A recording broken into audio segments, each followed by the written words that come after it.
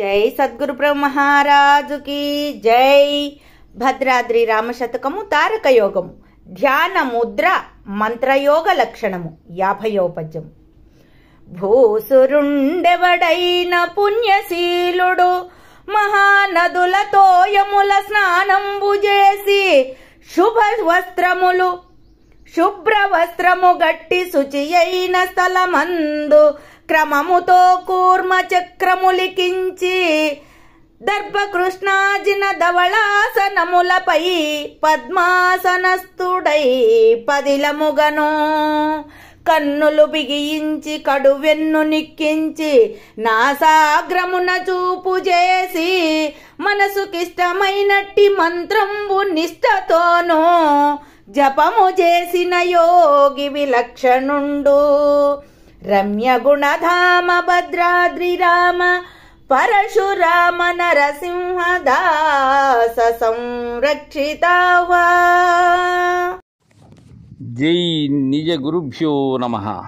జై అమలాంబ సమేత అనుభవానంద రాజయోగేంద్ర ప్రభుస్వాముల వారి దివ్య చరణారవిందములకు ద్వాదశి వందనములు సమర్పించుకొనుచు శ్రీమద్ పరశురామ నరసింహదాసు గారిచే విరచితమైనటువంటి భద్రాద్రి రామశతకమునందు ఈరోజు మనం 50వ పద్యం ధ్యానముద్ర మంత్రయోగ లక్షణము ముచ్చటించుకుందాం.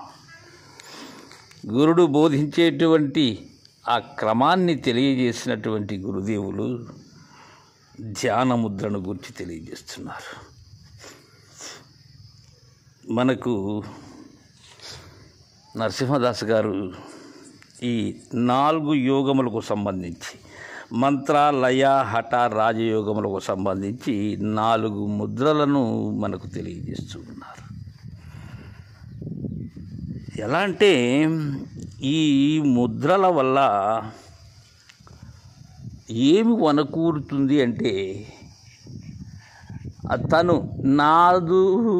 ఆ నాదము బిందువు కళ అనబడేటువంటిది వారికి వారుగా ముద్రాభ్యాసంలో దర్శిస్తారు. అంటే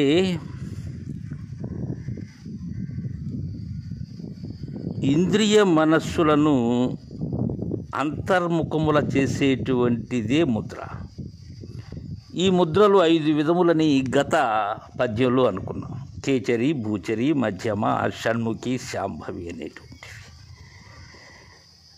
దీనికి ఏమంటారంటే పరశురామ లింగమూర్తి గారు సద్గురూపదేశ సరణిచే ఈ 5 ముద్రలను విశేషముగా నెరింగి అభ్యసింపవలయు నటమీద తారకం బొందు ప్రణవనాద బిందు కళలా అని చెప్తారు. ఈ ముద్రాభ్యాసాన్ని ఎవరికి వారు గ్రంథముల ద్వారానో లేకపోతే ఎవరైనా చెప్తేనో కాదు. ఇది నిజ గురుయుక్తంగా చేయాలి. గురువు వారు తెలియజేసేటువంటి విధానంగా చేయాలి.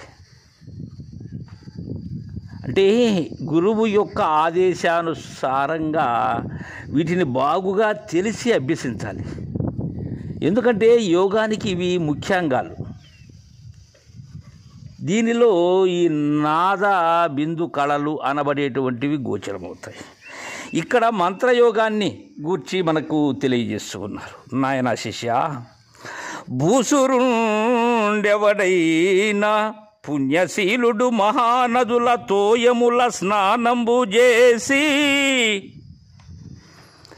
అంటే బ్రాహ్మణోత్తముడైనటువంటి వారు ఎవరైనా సరే, అలాంటి సశీలుడు సుజన లక్షణములు కలిగినటువంటి వాడు మహాపుణ్య నదులైనటువంటి గంగా, కావేరి, యమున, తుంగభద్ర అనబడేటువంటి నదీ జలములలో స్నానమాడి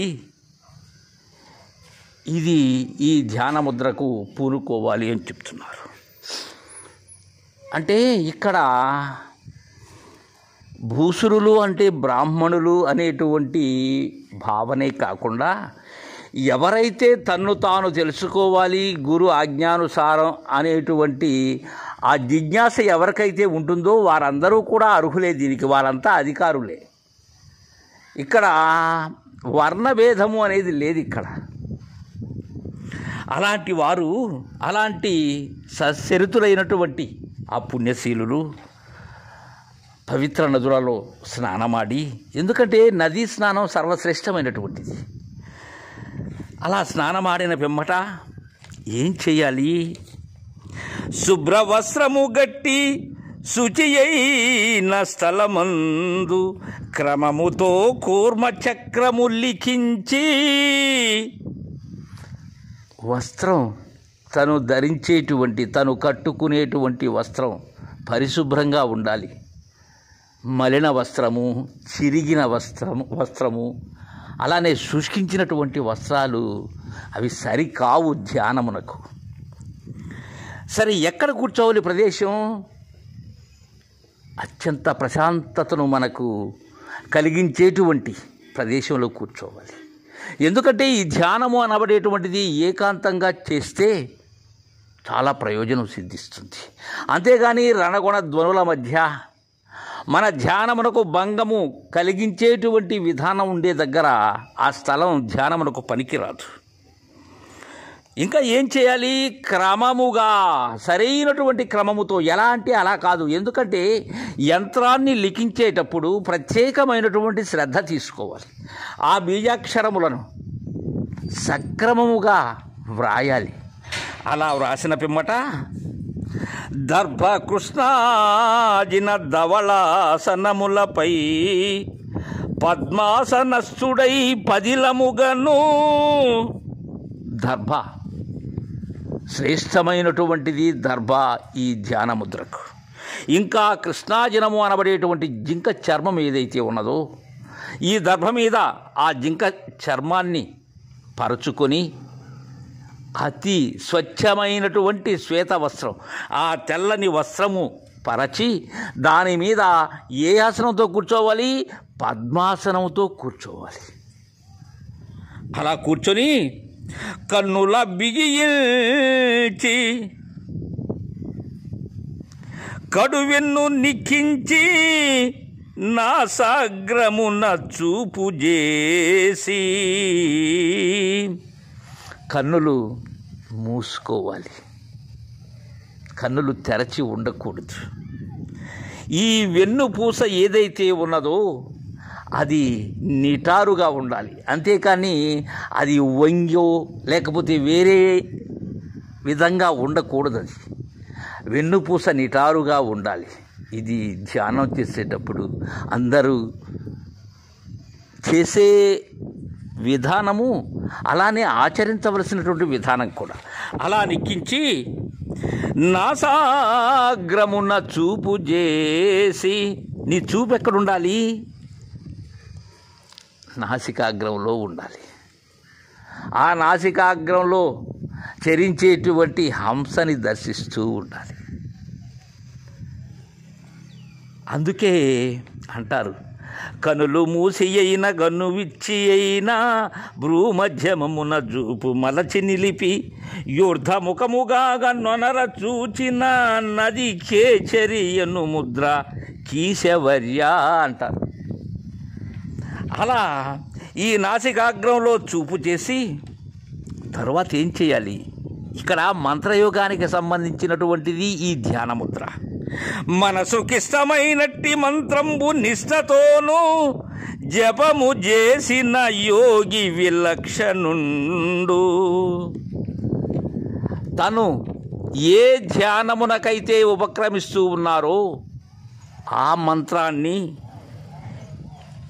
అత్యంతమైనటువంటి నిష్ఠతో జపించాలి. అది ఇష్టదేవతా మంత్రమైనా సరే, గురుమాల మంత్రమైనా సరే, ఏదైనా సరే, తను దేని కొరకై అయితే ధ్యానానికి ఉపక్రమిస్తూ ఉన్నారో ఆ మంత్రోచ్చారణ అనబడేటువంటిది ముఖ్యమైనటువంటిది ఇక్కడ. అది అత్యంత నిష్ఠతో జపము చేసేటువంటి యోగి ఎవరైతే ఉన్నారో, ఆ సాధకుడు ఎవరైతే ఉన్నారో, ఆ మంత్ర యోగి ఎవరైతే ఉన్నారో వారు విలక్షణమైనటువంటి వారు. రమ్య గుణరామ భద్రాద్రి రామ పరశురామ నరసింహదాస సంరక్షితాహ్వా. అలా ధ్యానముద్ర.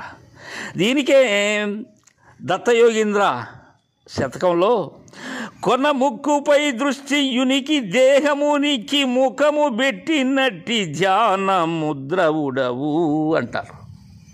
అంటే దృష్టి ఎక్కడ ఉండాలి? నాసికాగ్రంలో ఉండాలి. దేహం ఎలా ఉండాలి? నిటారుగా ఉండాలి. అలా ఎవరైతే ఈ ధ్యానముద్ర అభ్యాసం చేస్తారో వారికి ఈ మంత్రయోగము అనబడేటువంటిది సిద్ధిస్తుంది అని మనకు తెలియజేశారు. తర్వాయి పద్యాన్ని రేపు ముచ్చరించుకుందాం. జై గురుదేవా.